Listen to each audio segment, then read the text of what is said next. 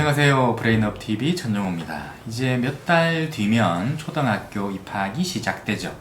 지금 무렵이 되면 마리너리 나이에 대한 문의가 많습니다. 그래서 이 언어 지원 아이가 내원해서 부모님이 많이 하시는 질문 중에 우리 아이가 혹시 자폐는 아닌가요? 이렇게 물어보시는 분들이 굉장히 많아요. 그 아이가 뭐 3살, 4살 정도면 지금은 말이 느려도 곧 이제 말문이 트일 거라는 어떤 그런 기대를 하기도 하는데, 이제 곧 몇 달 뒤면 입학을 앞두고 있는 7살 정도 같으면 혹시 우리 애가 장애가 있을지도 모른다는 그런 걱정이 자꾸 들 수밖에 없습니다. 아이가 말을 거의 못하다가 초등학교에 입학해서 갑자기 말문이 팍 트여가지고 막 수다도 너무 잘하고 말을 너무 잘한다, 뭐 이런 경우도 가끔 있습니다.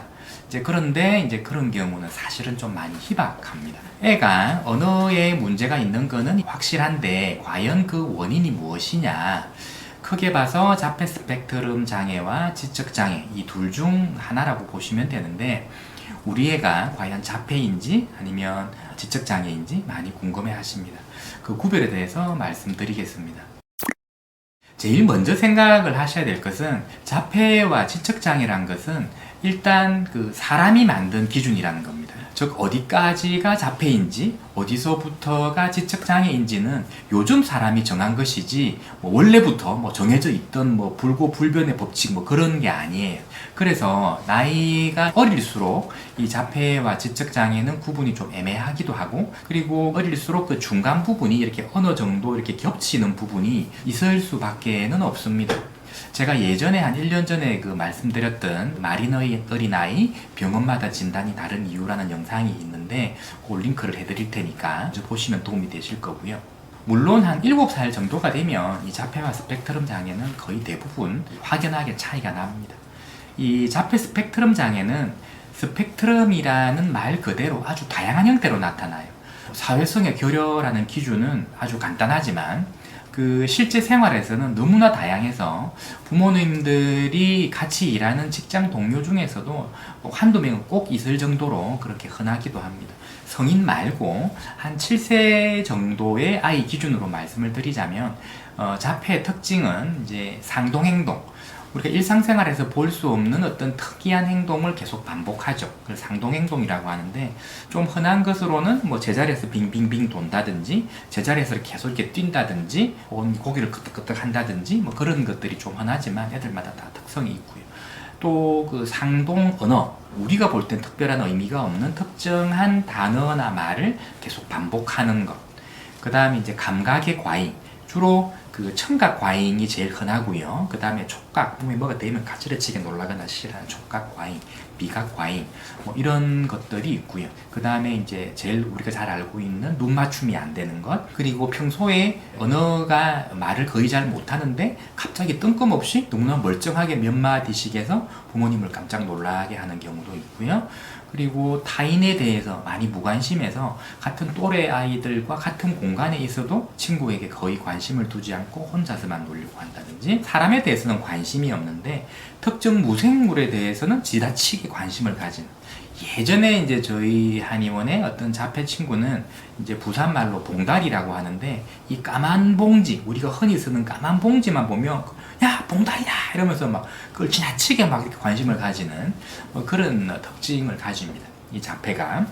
또 이 발달 과정을 살펴보면 애들이 나이마다 이루어야 되는 이제 걷기나 뭐 대소변 가리기, 이런 것들이 다 정상적으로 발달하였다고 보고하고, 언어에 있어서도 처음부터 무발화인 경우도 있는데, 어느 정도 언어가 조금 발달을 정상적으로 하다가 어느 순간 갑자기 이 언어가 퇴행을 하거나 혹은 언어가 더 이상 발달하지 않고 그 순간에 탁 멈추어 있다라고 보고하는 경우도 많습니다.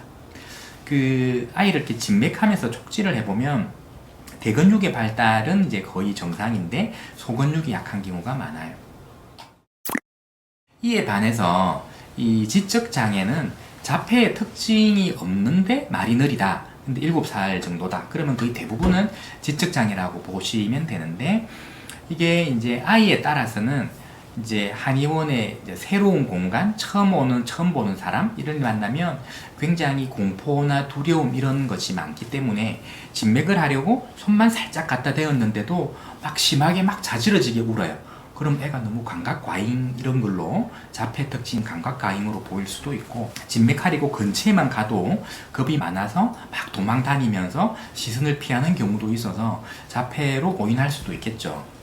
근데 어느 정도 이 환경이 익숙해지면, 여러 번 와서 이 공간에 익숙해지거나 처음 보는 사람이 계속 여러 번 봐서 좀 익숙해지면 친구나 그 사람과 어울리려고 하는 욕구가 관찰이 되기 때문에 자폐와는 사실 확연히 구분이 됩니다. 제일 큰 차이는 이 걷기나 대소변 가리기 같은 이 발달 과정이 정상아들보다는 좀 늦은 경우가 많고, 언어 발달이 퇴행한다 이런 경우는 거의 없습니다.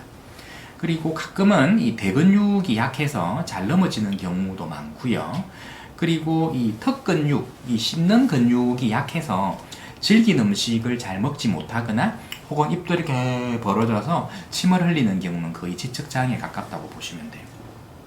자폐도 이 음식을 질긴 거를 안 먹는 경우가 많은데, 자폐 아들이 잘 안 먹는 경우는 그 맛과 향 혹은 그 씹는 느낌이 싫어서 그 음식을 거부하는 것이고, 지적장애가 이걸 못 먹는 거는 그런 그 감각의 문제라기보다는 씹는 힘이 약해서, 씹는 게 힘들어서 못 씹는 경우가 많습니다. 그리고 이 대근육이 약하면 소근육은 훨씬 더 약하죠. 그래서 그 자폐에 비해서 지적장애는 소근육이 더 당연히 약하고 훨씬 더 약합니다.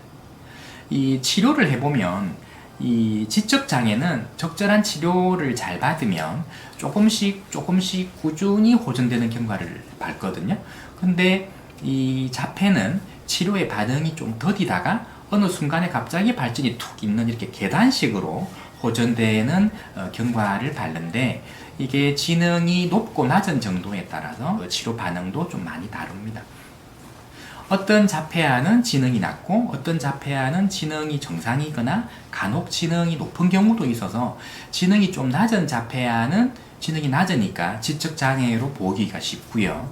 지적장애아는 적응 능력이 미숙하기 때문에 사회 자조 능력도 떨어져요. 즉 이런 상황에서 친구와 어떻게 어울려야 될지, 친구랑 노는 방법도 잘 모르는 경우가 많기 때문에, 그러면 이게 사회성이 떨어져 있는 자폐로 보이기도 합니다만은, 제가 방금 말씀드린 내용을 좀 참조를 하신다면 어느 정도 구별은 이제 가능하리라고 생각이 듭니다.